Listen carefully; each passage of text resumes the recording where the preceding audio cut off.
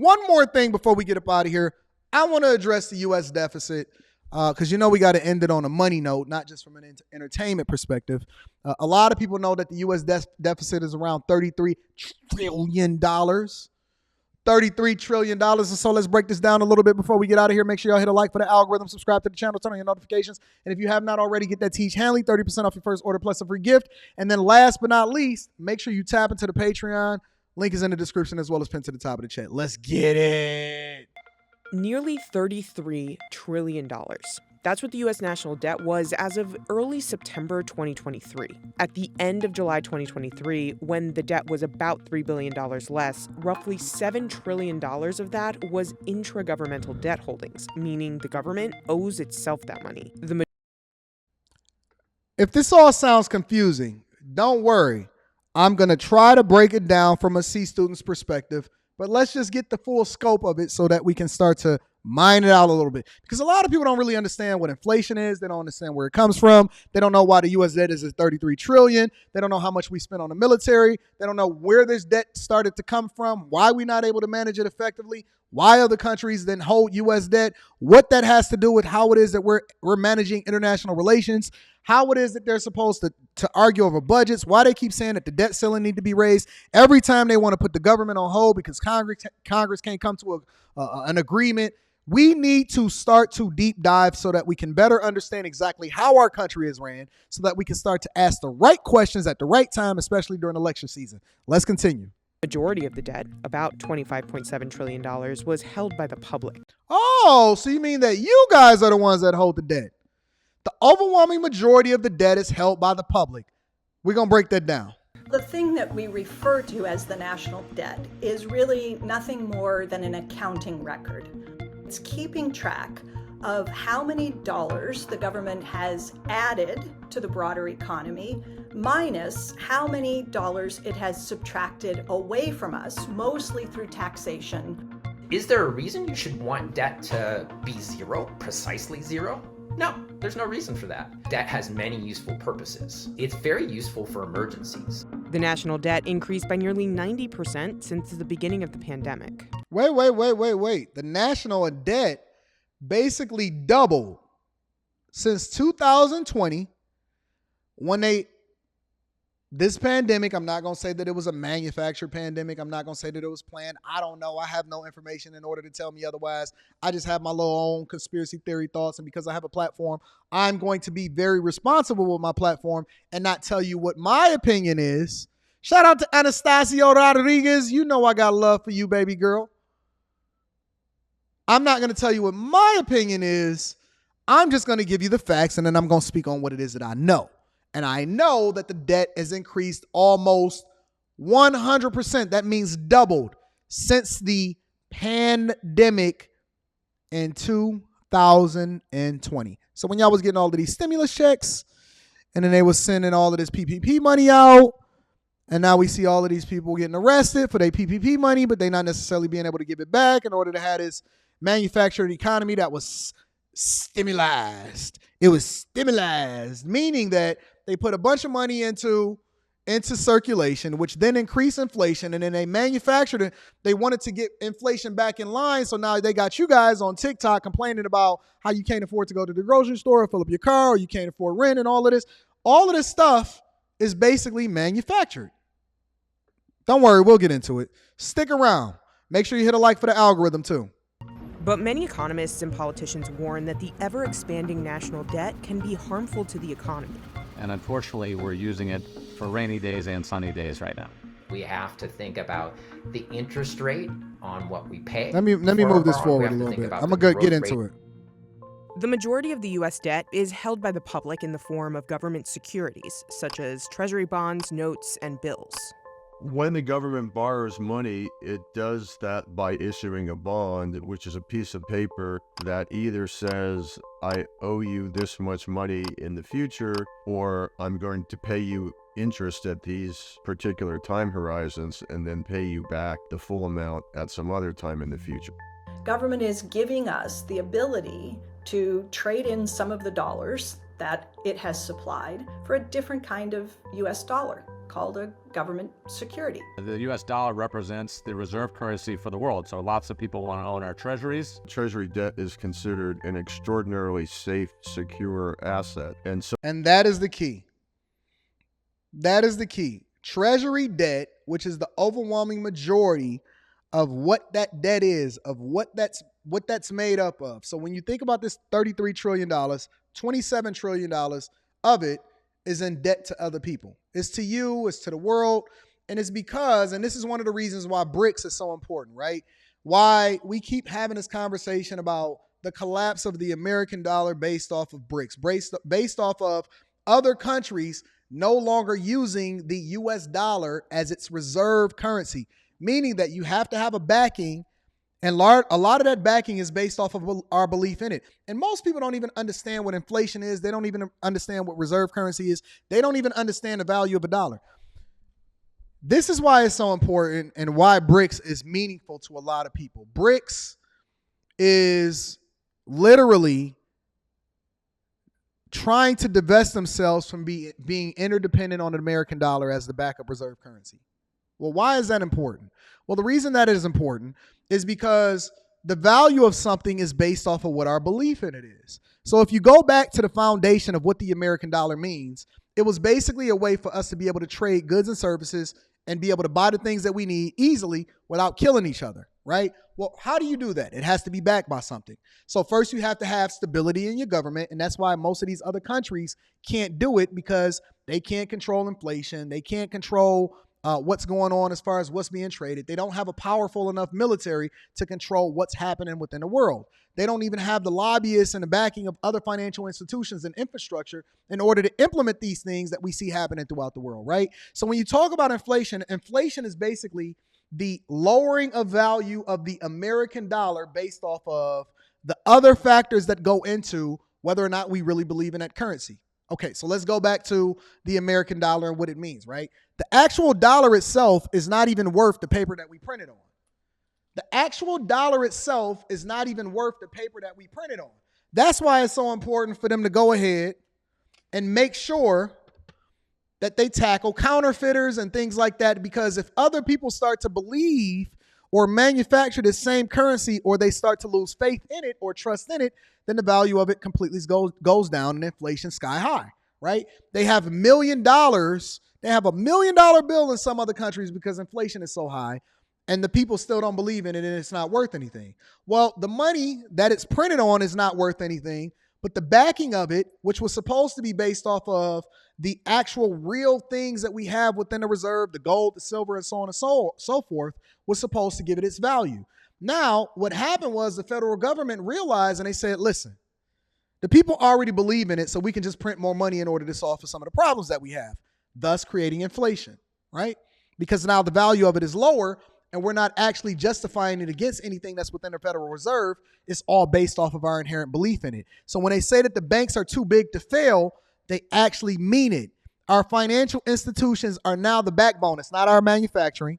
It's not based off of the economy. It's not based off of how many jobs we have. It's based off of debt and our belief in this currency that's not even worth the paper that it's printed on. So now what are we talking about, right? In order for people to really, really be able to justify their net worth, they back it by or compare it to what's happening as far as the American dollar. More importantly, the rich people don't even believe in this thing. Rich people don't believe in this. This is just a tool. Well, Anton, what do you mean by rich people don't believe in this? We understand that the value of this thing is based off of our belief in it. But in order for us to continue to beat you at it, we have to then deploy it in order to give us more assets that we can then justify how it is that you spend money. So let me give you an example. Real estate, right? Real estate. Now, I know that this is not worth anything, and I can tell the ignorance of a person when they say, well, you're not a cash millionaire like I work for Baby and Slim and Lil Wayne. You're not a cash millionaire. And I say, well, you're absolutely right. Because there's no way in hell that I ever hold $1 million in cash, understanding that the value of it is largely determined by your belief in it. And inflation, it's not even beating that. So the value of it is going down every single day based off of inflation. What we do is we use it as a tool, and then In return, we buy assets that then can beat the rate of inflation and also justify how it is that you're spending your money. So, debt is basically a tool that's being leveraged by the federal government in order to continue to keep you believing in it and then keep the economy humming. Don't worry about it. If you missed it, go ahead and rewind it and play it again. This is a tool, and the effectiveness of this tool is largely based off of your belief in it. This is a tool. The effectiveness of the tool is largely based off of your belief in it.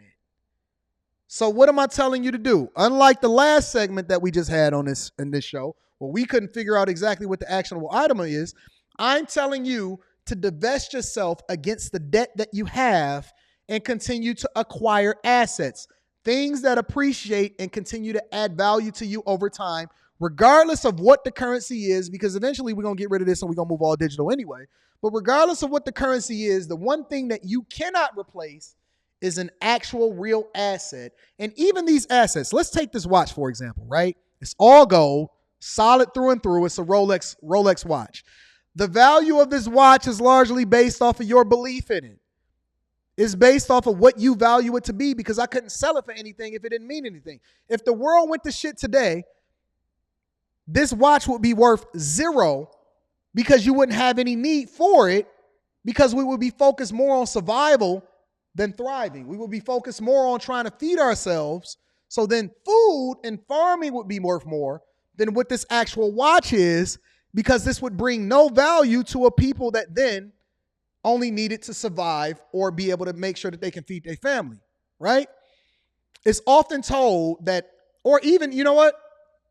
I remember it was a quote or a part in the movie of Lord of War. And he said that, no. I'm sorry. It wasn't Lord of War. It was Batman.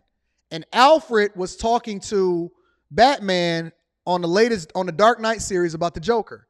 And he said, Batman, or he was talking to Bruce Wayne, and he said, listen, one time it was a band of robbers, and they would go out and they would rob all of these people for all of their jewels. And they would often find these jewels as big as tangerines and so on and so forth.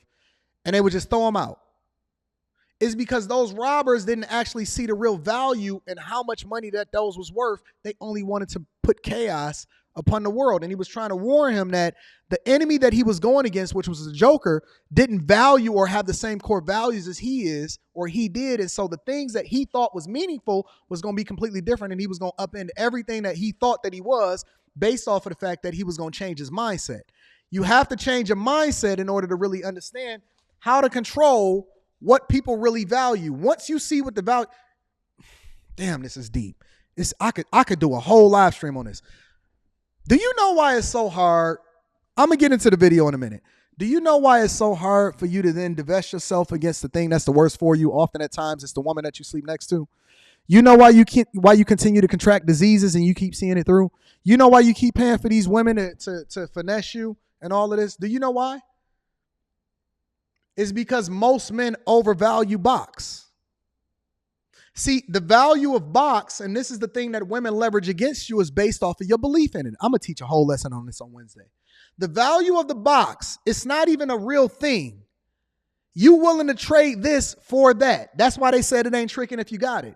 The value of it is based off of your belief in it. Now, why is it not as valuable as it was in yesteryear? Because it's easily accessible, which means that the value of it has went down significantly. The value of it has went down significantly because it's so easy to get. So now, because it's easily accessible, we don't look at it the same. We don't have to get married. Why buy the cow when I can get the milk for free? But for some men, and this is the thing that women still have, they understand that men are going to do anything, including crash out and put their own life on the line, just because she's a woman, because she got something in between her legs that you can put your thing into, right? And so this is why I'm a C student, and this is why I'm able to break it down a little bit more effectively than most of the people. The value of something is only what it is that you believe in. And so the minute that you start to divest yourself from it, you can start to utilize it more effectively. So now, because I don't worship box, right? Because I don't worship box, I can start to utilize the women that's around me more effectively, because you do. You worship this. You value this. I know that you value this. And so it's easier to control you because this little money, this little paper that's not even worth the money, the paper that is printed on, is based off of your belief in it. You worship that woman over there. And so even though it's easily accessible for me, just like this money is easily accessible, I can control you with it because you actually value it more than I do. Now you get it? The value of something is based off of what you believe in it, which is why the government is so easily able to control you with debt. They've sold you on the narrative that credit is more important.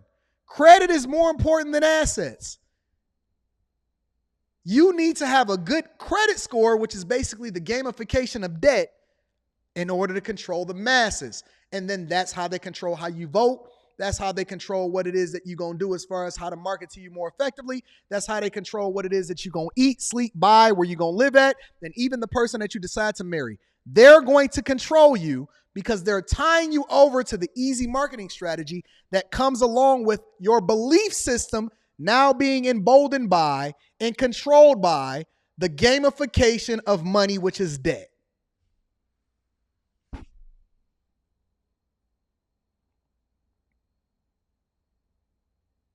The same way that you look at Fortnite and you look at that's debt. They controlled you by gamifying the very thing that you hated the most, and that's the worst for you, which is debt.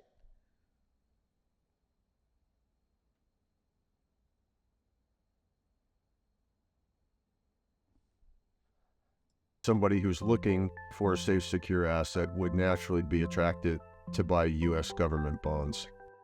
So public debt has always been used for emergencies. It's easier to finance by borrowing than to burden the current generation with taxes.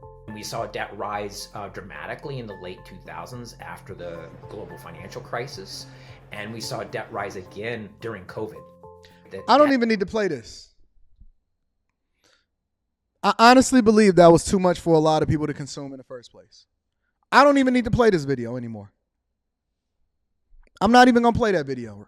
We're going to revisit that another day. We're going to break that down another day because you really need to understand, understand. Shout out to Dr. Umar Johnson. You really need to understand how it is that you're being controlled.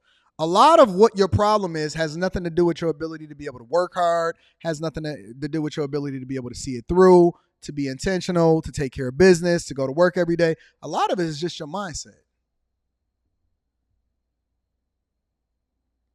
A lot of it is your mindset. See, the reason why math wasn't important to you when you were coming up, the reason why math and a lot of these things wasn't important to you because you said, I would never use this in real life.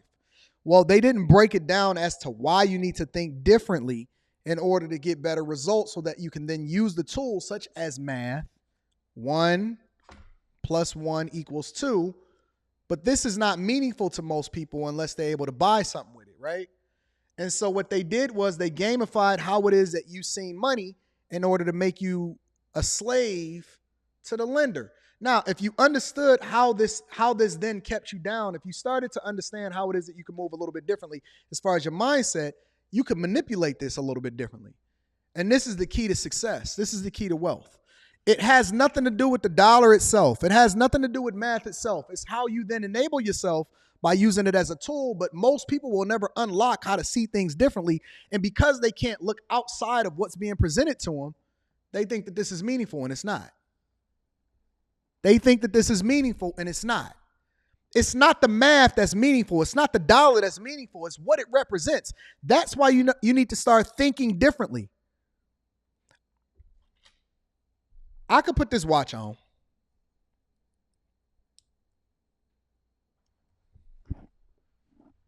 Watch this. Watch this.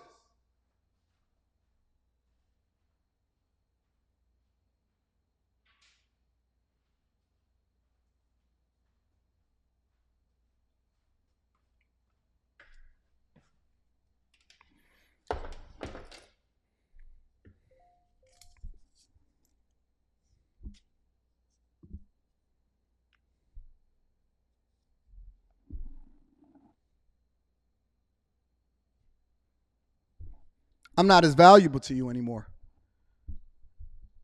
You don't want to hear it. You don't want to hear what I got to say anymore.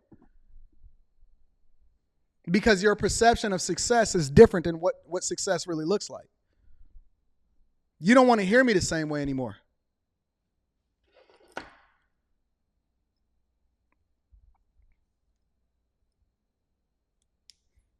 Now we talking. Why? Why is this so much more meaningful? Why can you then hear me differently when I put this on? And I understand it. I get the game. I understand how the game is played. Why do you think it's called marketing?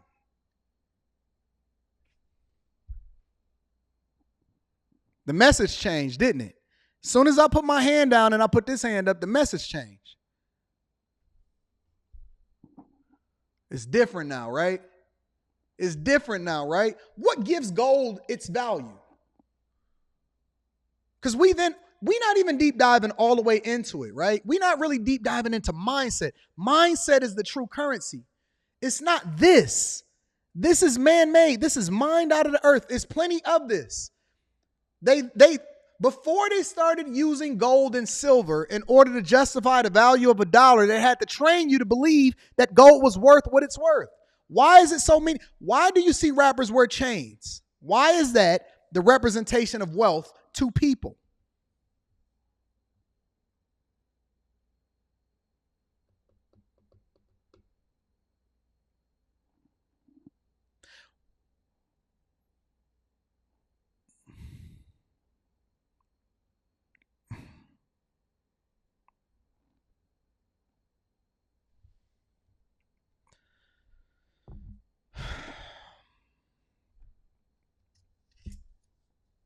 Do you know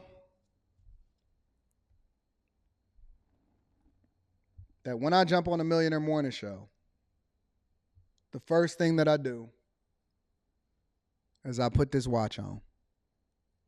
Because the name of the show is called The Millionaire Morning Show. In order for you to hear the message, sometimes I got to put a gold Rolex on.